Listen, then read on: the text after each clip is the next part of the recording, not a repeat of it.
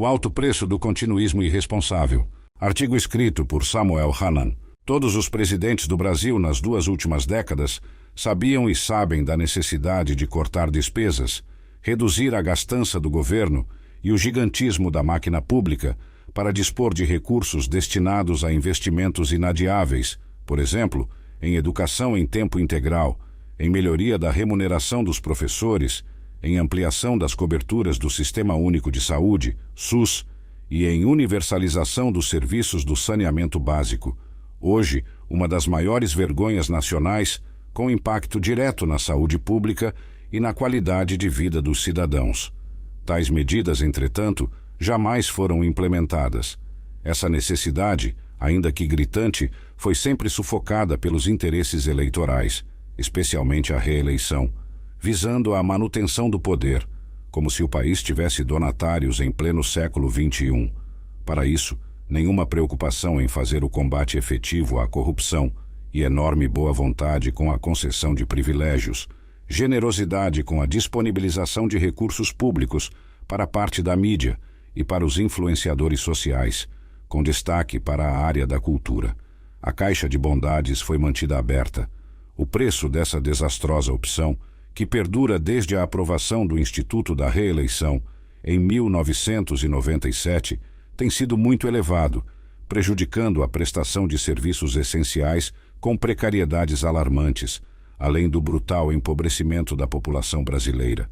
Não é necessário muito esforço para a comprovação dos desastres causados por essas políticas governamentais que privilegiam poucos em detrimento da grande massa carente, a plutocracia tomando o lugar da democracia. Um bom exemplo são os gastos primários. Em 2002, último ano do governo de Fernando Henrique Cardoso, os gastos primários alcançaram o montante equivalente a 14,7% do Produto Interno Bruto, PIB, segundo dados do Tesouro Nacional, da Fundação Getúlio Vargas, FGV, e do Instituto Brasileiro de Geografia e Estatística, IBGE. Na sequência, ao final dos 2 primeiros mandatos do presidente Luiz Inácio Lula da Silva, 2003 a 2010, esses gastos foram expandidos e chegaram a 17% do PIB, um aumento de 2,3 pontos percentuais, equivalentes hoje a 269 bilhões de reais por ano. A irresponsabilidade continuou durante os 5 anos e 7 meses dos governos da presidente Dilma Rousseff, e com isso, os gastos primários atingiram um recorde de 19,5% do PIB, ou seja, mais 292 bilhões de reais por ano, em valores atualizados. No período seguinte, nos governos de Michel Temer e de Jair Bolsonaro, houve recuo de 19,5% para 18% do PIB nesses gastos. Mas voltou a subir no biênio 2023 a 2024, já no terceiro governo de Lula, atingindo o nível de 20% do PIB. Significa dizer que o aumento entre 2002 até hoje custou mais para o país 5,3 pontos percentuais do PIB, ou 622 bilhões de reais por ano, em valores de hoje. É preciso falar também sobre os privilégios concedidos ao setor privado por meio de renúncias fiscais, os chamados gastos tributários, igualmente responsáveis por tornar o Brasil ainda mais desigual e injusto. Em 2001, os gastos tributários da União eram equivalentes a 1,47% do PIB, cerca de 172 bilhões de reais por ano. Em 2010, último ano do segundo mandato do presidente Lula, já era mais do que o dobro. Correspondia a 3,60% do PIB, ou aproximadamente 420 bilhões de reais por ano, em valores atualizados. A farra nos gastos públicos se repetiu com a concessão desses privilégios no último ano da presidente Dilma, quando já tinha atingido o nível de 4,33% do PIB, ou, em valores de hoje, 506 bilhões de reais por ano. O problema permanece em 2024, ano que deve fechar no absurdo índice de 5,50% do PIB. Merece destaque a versão preliminar dos estudos da FGV, de novembro. Amparada nos dados oficiais da Secretaria da Receita Federal e das Leis de Diretrizes Orçamentárias, LDOs, dos estados brasileiros, essa versão sinaliza que no ano as renúncias fiscais do governo geral atingirão patamar ainda maior, de 6,9% do PIB, o que corresponderia a 807 bilhões de reais por ano, ou seja, mais de 20% do total da carga tributária nacional.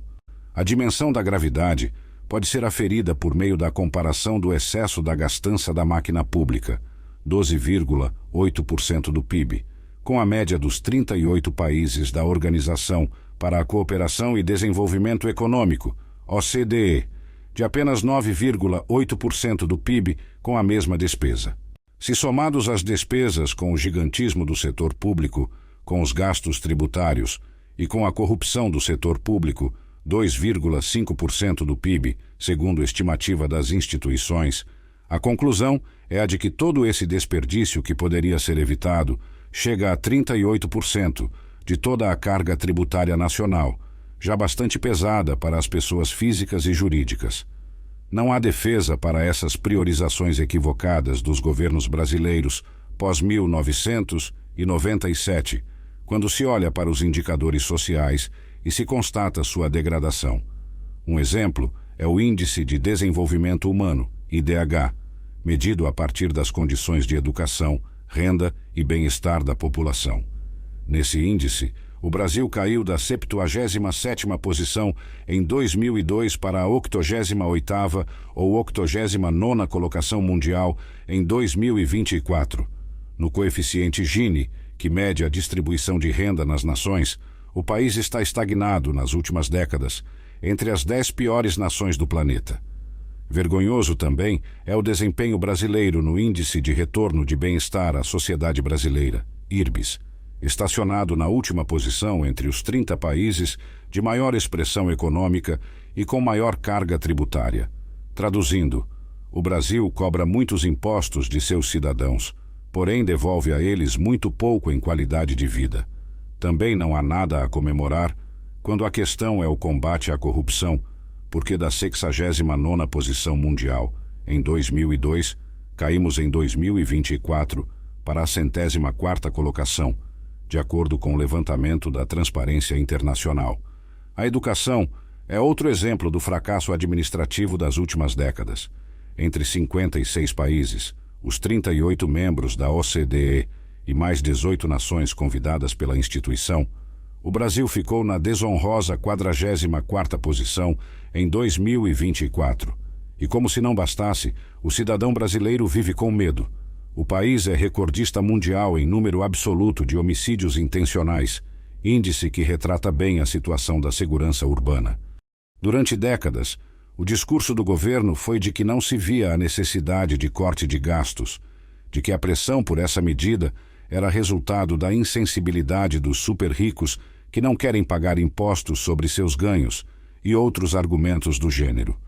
Agora, no início de dezembro, com atraso injustificável, o governo apresentou medidas para o corte de 327 bilhões de reais nos próximos 6 anos, sendo de 70 bilhões de reais no biênio 2025 a 2026.